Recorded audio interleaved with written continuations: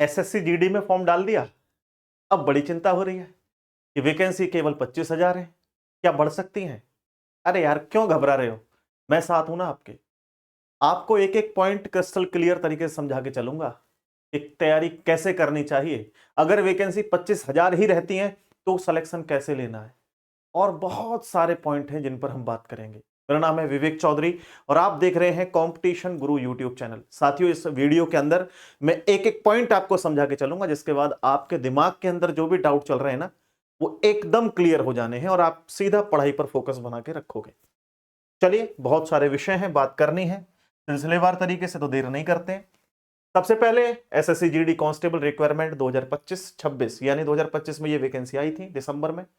Form भरने जो start हुए थे वो 1 दिसंबर से 31 दिसंबर तक फॉर्म भरे गए थे। और साथियों, विभाग ने बताया था कि पेपर आपका फरवरी से अप्रैल के बीच होना है।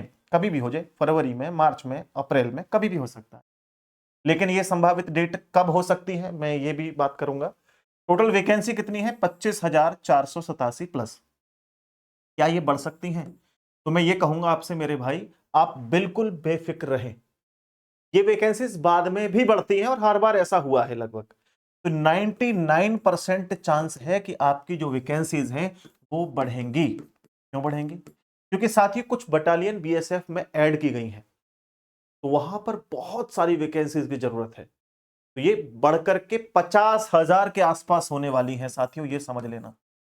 मैं 99% ये कह सकता हूं कि वैकेंसी बढ़कर के 50,000 होंगी, निश्चित तौर पर होंगी।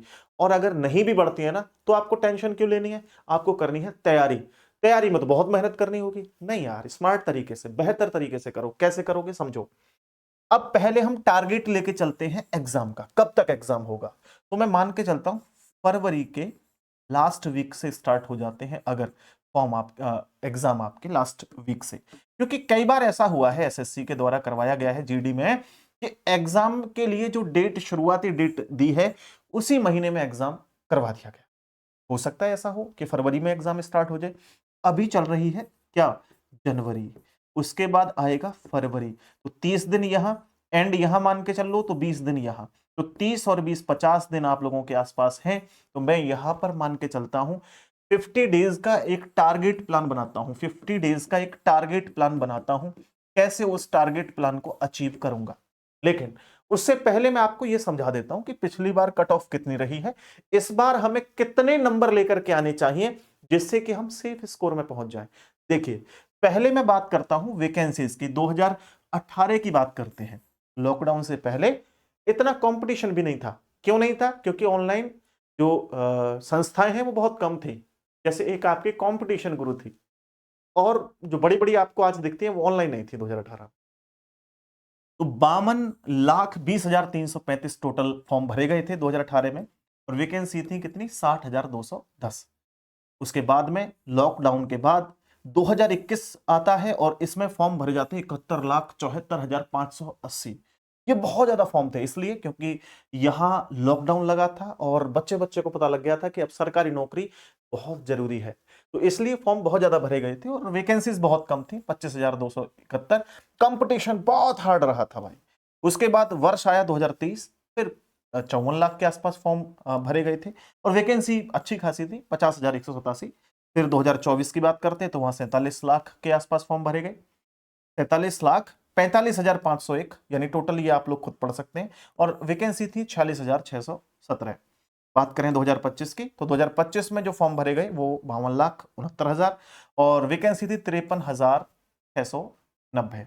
2026 की बात करते हैं। 26 का मतलब है जो कि दिसंबर में अभी फॉर्म अप्लाई हुए हैं, उसमें फॉर्म कितने भरे गए हैं। आधिकारिक तौर पे तो कोई डेटा अभी रिलीज नहीं किया गया है कितने फॉर्म भरे गए हैं, लेकिन overall in previous year exams को, प्रीवियस अगर वैकेंसीज को एनालाइज करता हूं, तो मैं ये जरूर कह सकता हूं कि फॉर्म डेफिनेटली 50 लाख से तो ऊपर ही भरे गए होंगे।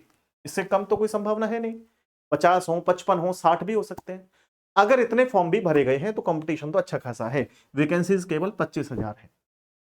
मैं दोनों सिचुएशन आप लोगों के सामने लेकर के चलूंगा। अगर वैकेंसी 25,000 है तो, और अगर वैकेंसी 50,000 हो जाती है बढ़ के, तो क्या करना चाहिए। देखिए, पहले पुराने वर्षों के कुछ कट ऑफ के डेटा को एनालाइज करता हूं, मैं आपको समझाता हूं। यहां पे देखिए, अगर मैं बात करूं स्टेट वाइज, तो स्टेट वाइज भी 3 पॉइंट्स होते हैं यहां पे। 3 पॉइंट कैसे? कई सारे स्टेट्स के अंदर नक्सल होता है, बॉर्डर होता है और जर्नल होता है। कई स्टेट में ना तो कई स्टेट में ना तो नक्सल है ना बॉर्डर वाला क्षेत्र है। चलिए कोई बात नहीं, अगर ऐसा भी है तो हम क्या कर सकते हैं। तो यहां सबसे पहले आप स्टेट देखिए, मैं एक लाइट बंद कर देता हूं क्योंकि मुझे लगता है कि इन्वर्टर थोड़ा सा प्रॉब्लम कर रहा है।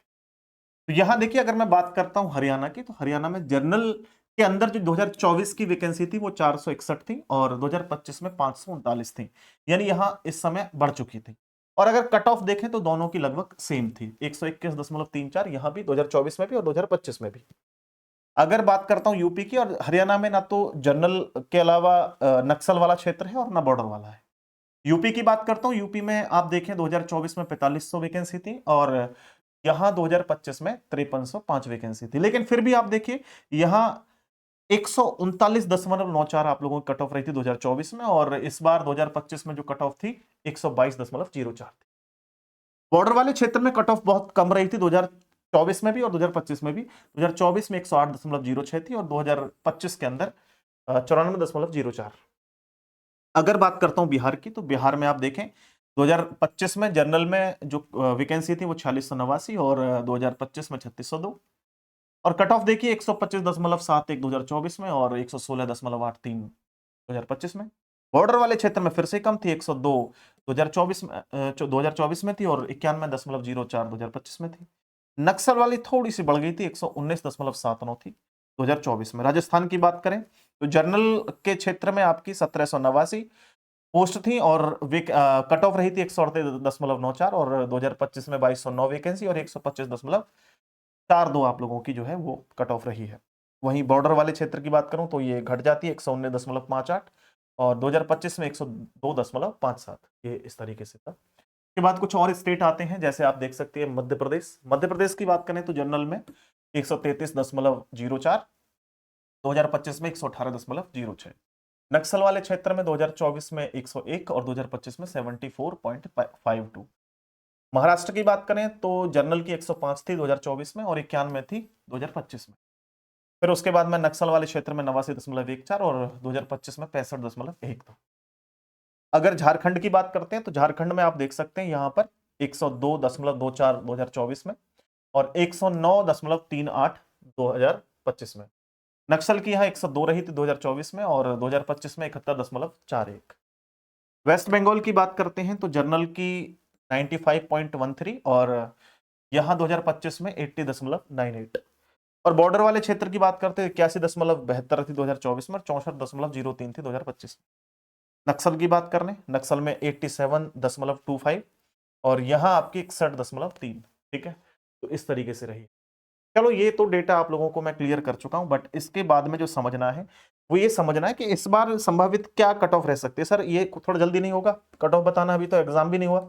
मैं बात करता ही नहीं एग्जाम को लेकर के ना मैं ये कट ऑफ एग्जैक्ट बताऊंगा कि ये रहेगी। मैं आपके एग्जाम से थोड़ा सा कट ऑफ और ज्यादा लेके चलूंगा। क्यों? क्योंकि आपकी तैयारी भी उसी हिसाब की होनी चाहिए मेरे भाई। बात समझ गए या नहीं समझे? बात समझे या नहीं समझे? देखिए कैसे करेंगे काम, जरा समझना मेरी बात। मैं मान के चलता हूं कि वैकेंसीज आपकी 20,000 ही रहती, 25,000 ही रहती हैं, बढ़ी नहीं। मान लो एक मान के चलता हूं कि मैं बढ़ जाती है 50,000 हो जाती है वैकेंसी बढ़कर के। दोनों ही सिचुएशन को समझना। अगर 25,000 रहती हैं तो आप ये मान के चलना कि आप लोगों का कट ऑफ जो रहेगी वो 125 प्लस रहेगी, यानी अगर 125 मार्क्स आपके हैं तो आप सेफ स्कोर में हैं। और वही बढ़कर के 50,000 वैकेंसी हो जाती है ना, तो ये मान के चले ना कि 8-10 नंबर कम हो जाएंगे। मान लो 115 प्लस मार्क्स आपके हैं तो भी आप सेफ स्कोर में हैं, ये मान के चल सकते हैं। अब इन सिचुएशन को देखते हुए हमें तैयारी करनी है। इनसे कम नंबर लाने की तो हमारे अंदर कोई एफर्ट होनी नहीं चाहिए कि भैया इससे कम नंबर आ जाए तो भी बात बन जाएगी ना, इससे ज्यादा नंबर लेके आने। बोला सर कैसे आ सकते हैं, समय कम है। आ जाएंगे भाई, स्ट्रेटेजी बनाओ, आ जाएंगे डेफिनेटली। देखो कैसे, यहां आपको सबसे पहले जानना होगा आपका सिलेबस। अगर सिलेबस आपको क्लियर हो जाए डेफिनेटली आप अच्छा स्कोर कर सकते हैं। और सिलेबस में यह पता लग जाए ना क्या पढ़ना है, क्या छोड़ना है, क्या जरूरी है, ये सब पॉइंट जरूरी है मेरे भाई, ध्यान रखना। देखो आपके आपके सिलेबस के अंदर रीजनिंग है, जनरल अवेयरनेस, जनरल नॉलेज है यानी कि जीके कह सकते हैं, मैथ्स है, हिंदी या इंग्लिश है, इनमें से कोई एक सेलेक्ट करोगे जो आपको पसंदीदा लैंग्वेज होगी, जो आपको आता होगा। तो मैं मान के चलता हूं रीजनिंग, देखिए यहां पर जो मैं रेड कलर से लिखता हूं वो इंपॉर्टेंट टॉपिक है, हालांकि सब इंपॉर्टेंट है एक एक पॉइंट, लेकिन सबसे पहले समझो इन सिचुएशंस को। रीजनिंग, मैथ्स और हिंदी, ये तीनों सब्जेक्ट ऐसे सब्जेक्ट हैं कि आप कम समय में अच्छा स्कोर कर सकते हैं, और 90% स्टूडेंट ऐसे होते हैं जिनके ये तीन सब्जेक्ट ही अच्छे होते हैं, जीके अच्छा नहीं होता किसी का। अब यहां सारे के सारे स्टूडेंट ना इन तीनों सब्जेक्ट्स पर पकड़ बनाए हुए हैं। यहां आपके 20 क्वेश्चन आते हैं, अगर आप इन 20 क्वेश्चंस में से रीजनिंग में 18 क्वेश्चन कर जाते हैं तो आप ये मान के चलना आपने अच्छा काम किया है। ये 20 तक होता है स्कोर, कोई बहुत बड़ी बात नहीं है, रीजनिंग बहुत इजी है। 18 में मान के चलता हूं, फिर भी 2 गलत हो जाते हैं किसी कारण से। ऐसे ही आप लोगों के साथ मैथ्स में होता है, मैथ में भी आपके 18 क्वेश्चन ही सही बैठ पाते हैं। मान लो सपोज करो कि 2 क्वेश्चन फिर भी गलत हो गए, क्योंकि मैथ बहुत इजी आएगा, टफ नहीं होगा। अब जिन्होंने कभी मैथ को पढ़ा ही नहीं उनके लिए तो डेफिनेटली टफ है, ठीक है ना। और इसके बाद बात करते हैं हिंदी। हिंदी में भी थोड़ा समय देना पड़ेगा। कई बार हम इनको इतना इजी समझ लेते हैं कि भाई 15 दिन में हो जाएगी हिंदी, तो कुछ नहीं है, ऐसा नहीं है, 15 दिन में भी नहीं होगी, और सही गाइडेंस के साथ नहीं पढ़ोगे तो कुछ नहीं होगा। तो यहां 18 क्वेश्चन ही मान लो आपने इसमें सही किए, 18 3 54, यानी कि 54 क्वेश्चंस आपके इन तीन सब्जेक्ट से हो जाते हैं, अगर आप इन पे थोड़ा सा पकड़ बना लें अच्छी तो। यानी एक गाइडेंस भी आपको ठीक चाहिए, एक टीचर भी सही चाहिए, बकवास करने वाला, पढ़ा के मौज मस्ती करने वाला नहीं, एग्जैक्ट पढ़ाने वाला टीचर आपको काम करेगा यहाँ पे। और फिर मैं बात करता हूं जनरल अवेयरनेस और जनरल नॉलेज की। इसमें आप एक कोई बुक उठाएं और उस बुक को कम से कम 2 से 3 बार पूरा पढ़ें, फिर उसके बाद स्टैटिक जीके की किताब उठाएं उसको पढ़ें, फिर उसके बाद में करंट अफेयर की 5 से 6 महीने या साल भर पुरानी करंट आप पढ़ें, तो आपको बात बन जाएगी। अभी से 6 महीने पुरानी बता रहा हूं मैं, ऐसा नहीं ये मान के चलना कि एग्जाम में जाके कहो 6 महीने की पढ़ लेना, अभी से 7-8 महीने पुरानी करंट आप पढ़ना शुरू कर दो, 2-2 4-4 10-10 पेज आप डेली पढ़ना शुरू कर दो, ठीक है ना। बहुत ज्यादा अच्छा अगर पढ़ोगे तो आपके 13-14 क्वेश्चन ही हो जाएंगे। लेकिन थोड़ा अगर कम भी पढ़ोगे ना, अगर 1-1.5-2 घंटे भी समय आप रेगुलर दे रहे हो डेली, तो आप ये मान के चलना कि आप 10 क्वेश्चंस का स्कोर कर सकते हो। यानी 10 यहां पर जीके में बढ़ जाते हैं आपके, 54 इन 3 सब्जेक्ट में, इनको प्लस कर देते हैं तो 64 हो जाएगा। यानी टोटल एक क्वेश्चन आपका 2 नंबर का, यानी 20 अगर क्वेश्चन रीजनिंग में है तो 40 नंबर के हैं, प्रत्येक क्वेश्चन 2 नंबर का हो गया। सपोज करिए 64 का दोगुना करें तो 128 हो जाता है।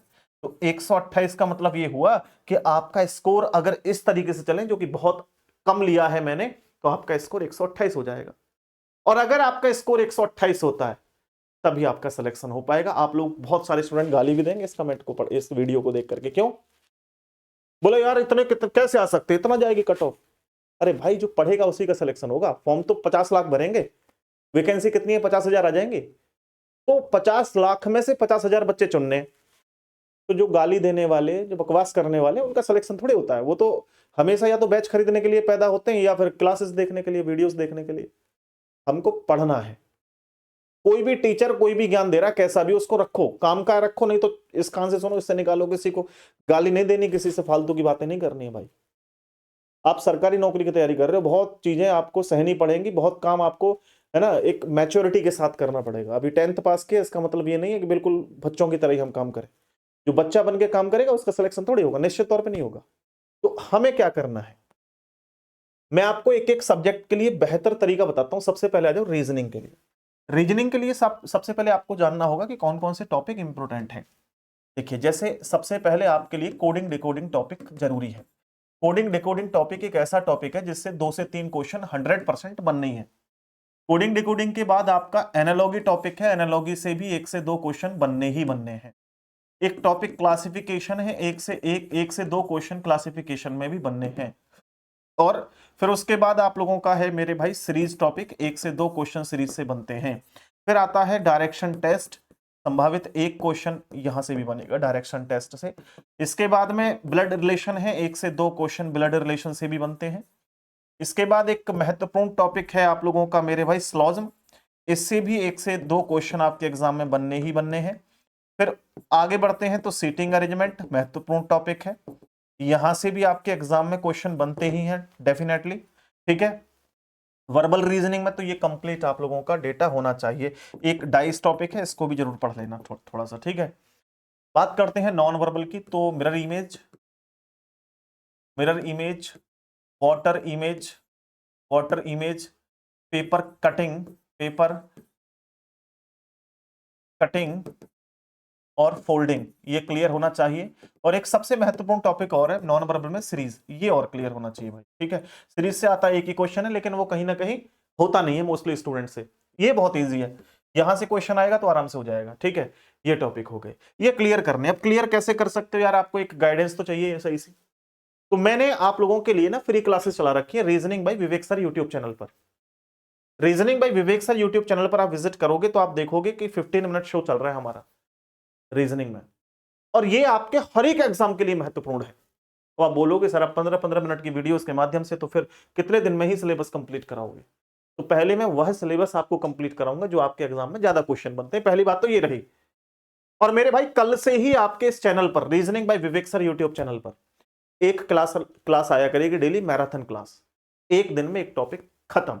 यानी आप लोग अगर यहां से पढ़ लेते हैं, किसी का पेड बैच लेने की जरूरत नहीं है, किसी किताब से प्रैक्टिस की जरूरत नहीं है, जो क्वेश्चन में दूंगा उतना कर लो। 100% स्कोर ना है तो मुझसे कहना, आप तरीका अपनाओ, थोड़ा सा स्मार्ट वर्क करो भाई। तो reasoning by Vivek sir channel को अभी जाके सब्सक्राइब करो, सर्च करो, सब्सक्राइब करो। और ऐसे ही अगर मैथ्स आपको पढ़ना है तो मैथ्स के लिए भी आप दिवाकर चौधरी मैथ्स, क्या दिवाकर चौधरी मैथ्स सर्च करिए, और मैथ की क्लासेस वहां से मैं सर से बोलूंगा कि वो आपके लिए मैथ्स का रेगुलर क्लासेस जो है वो स्टार्ट कर देंगे साथियों। अब और सब्जेक्ट आते हैं, तो रीजनिंग और मैथ के लिए बता चुका हूं साथियों। यहां हिंदी के लिए भी मैं कोशिश करूंगा जल्द से जल्द क्लासेस आपके लिए शुरू करने की। बाकी आप अच्छे तरीके से मेहनत करिए, पूरा मन लगाइए मेरे भाई, पूरा मन लगा के पढ़िए, सिलेक्शन निश्चित तौर पे हो ही जाएगा आपका, ठीक है भाई। भाई आज के लिए मैं इतना ही रखता हूं, उम्मीद करता हूं कि जो बात मैं आपको बताना चाह रहा हूं वो आपको समझ में आ गई होगी। अब मुलाकात आपसे करूंगा अपनी नेक्स्ट वीडियो में नए टॉपिक के साथ। नमस्ते, बाय बाय, टेक केयर।